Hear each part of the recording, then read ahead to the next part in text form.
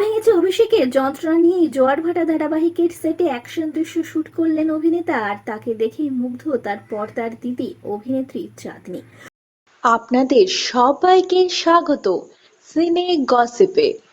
বন্ধুরা, অভিনেতা অভিষেক বীর শর্মা, তাকে আমরা দেখছি জোয়ার ভাটা ধারাবাহিকে অভিনয় করতে।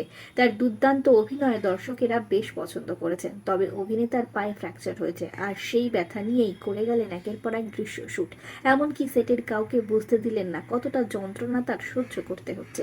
শুধুমাত্র অভিষেক বীর নয়, কিছুদিন আগে অভিনেত্রী আরাত্রিকা মাইতিরও গলা ভেঙে গিয়েছিল। বহু কষ্ট হচ্ছিল তার, তা সত্ত্বেও নিজের শুটিং চালিয়ে গিয়েছেন।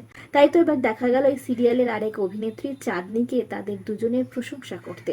বন্ধুরা, মারাত্মক শরীরের কষ্টকেও বুড়ো আঙুল দেখিয়ে এই দুই তারকা নিজেদের সিন শুট করে গিয়েছেন। পায়ে গুরুতর চোট নিয়েও একের পর এক অ্যাকশন দৃশ্য শুট করেছেন অভিষেক। ঠিক সেই রকম আরাত্রিকাকে দেখা গিয়েছে গলা ভাঙা, গলায় কষ্ট নিয়েও অভিনেত্রী তার দৃশ্য করে গিয়েছেন অভিনয়। তাই তো তাদের এই পেশাদারিত্ব এবং তাদের কাজের প্রতি নিষ্ঠা দেখে মুগ্ধ হয়েছেন অভিনেত্রী চাঁদনী সাহা। আবেগতাড়িত হয়ে সামাজিক মাধ্যমে গৌরব ও সম্মানের সাথে এক দীর্ঘ পোস্ট লিখেছেন অভিনেত্রী।